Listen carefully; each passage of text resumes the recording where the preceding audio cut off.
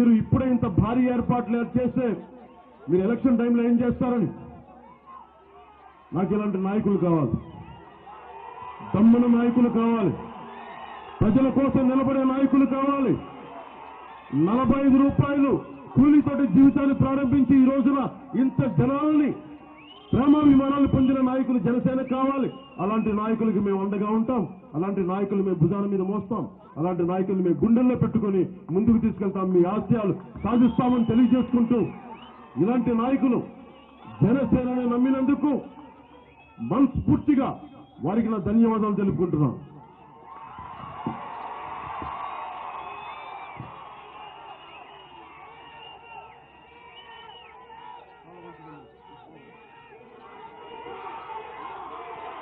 మీ అందరికీ భవిష్యత్తులో నేను అండగా ఉంటాను అని తెలియజేసుకుంటూ ఇక్కడున్న యువతకి ఎంతో డబ్బు ఉన్నది, లక్షల కోట్ల సంపాదన ఉంది ప్రభుత్వానికి.